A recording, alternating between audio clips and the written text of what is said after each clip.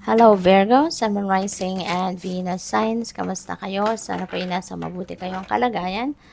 Welcome back po sa Star Tarot. At kung bago kayo rito, welcome din po kayo. Please subscribe, like, share my videos, and leave me a comment po kung nakaresonate kayo. Thank you. So, tignan natin kung ano mga messages ninyo. We have 3 of Cups, Virgo. Merong celebration coming up. No? Baka meron ditong milestone kayo na isa-celebrate. Maaaring merong accomplishments, achievements dito na makakamit kayo. Or, po pwedeng, baka may mga okasyon, no? May mga okasyon, celebration ng siguro may bagong baby dumating, maaaring merong na-engage, no? Baka this is a wedding party, or baka merong anniversary, yung gano'n. So, or it could be anything, no? It could be anything na isa-celebrate ninyo. So, have fun. So, what else? We have the Queen of Swords. Ayan. So, Queen of Swords is about, this is about decluttering your life, decluttering yourself. So, siguro ngayon, yan ang gagawin ninyo. Baka kayo ay busy sa paglilinis ng bahay, yung physical space ninyo, physical living space.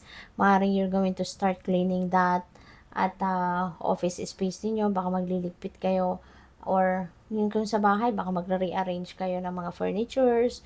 As in, mag-aayos kayo kung ano yung mga, parang spring cleaning ba? Na kung ano yung mga hindi na ninyo ginagamit, di ba? Na mga gamit, baka itatabi nyo na yan, or baka ipapamigay nyo na, idodonate nyo na, ibebenta, or itatapo na kung talagang hindi na mapapakinabangan, no? So, maaaring ganon. Pwede rin na you are also going to start cleaning up, no, your life. Yung ano ninyo, yung sarili ninyo, 'di ba?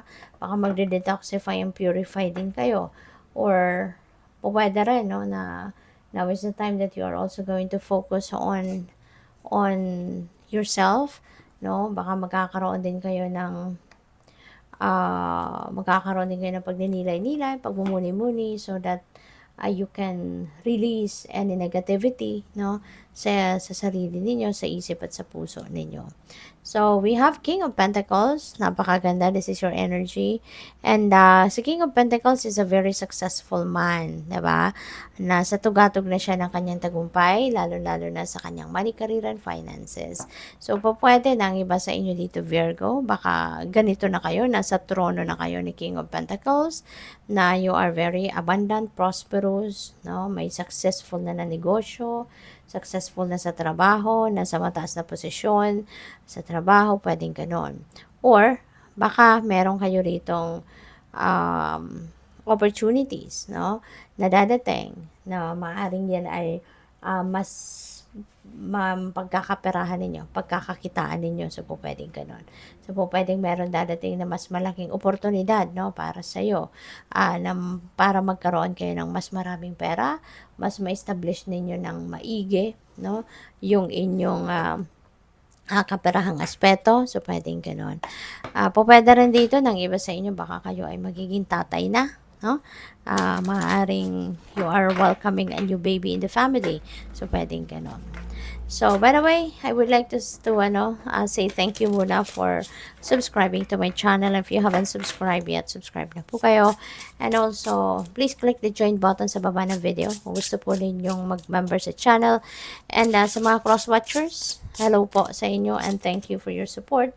And also, sa mga hindi po nag-skip ng ads, maraming salamat din po, okay?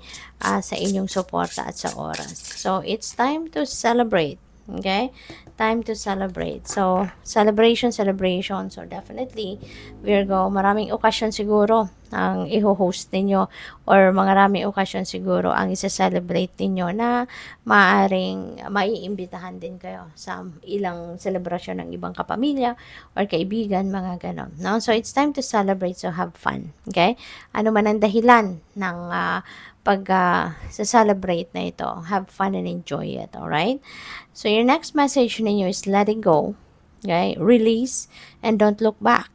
Tingnan mo, parang kino-confirm lang nila. This is so cute. Kasi parang kino-confirm lang ng message na to. Ito, si Time to Celebrate, kino-confirm niya lang. Tapos ito din si Queen of Swords, parang kino-confirm lang din ni Rabbit, 'di ba? So let it go, release, and don't look back. Kasi it's time for decluttering your life, 'di ba? Ito yung sinabi ko kanina, na this is time for you to parang you are reorganizing your life sa ngayon, no? You're going to declutter your life and even yourself mismo, no? So, you're going to let go of anything, anyone, or a situation, no, that doesn't serve your best interest anymore.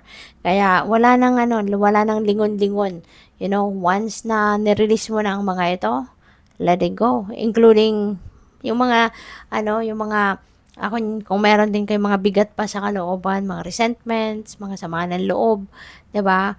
Let them go.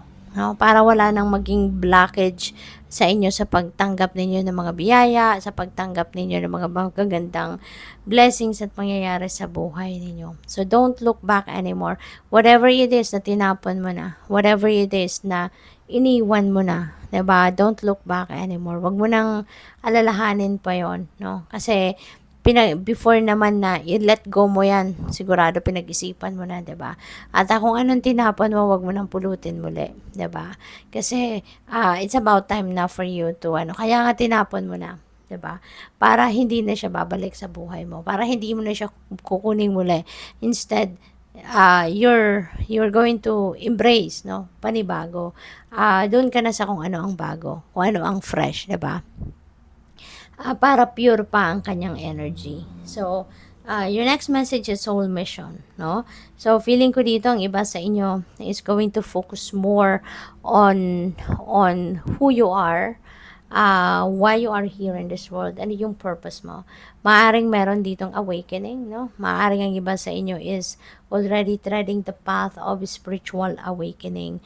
Maaring you are already finding or trying to find your path, no, towards your purpose. Sa ngayon, baka ito yung time na malalim, no, yung iniisip ninyo. Maaring nandito na yung calling, nararamdaman ninyo na yung calling sa inyo ng universe to step into your purpose, no, to embrace, no, your purpose in life na, no, yung ganon. So good luck sa'yo. Thank you for watching. Love and light. Namaste.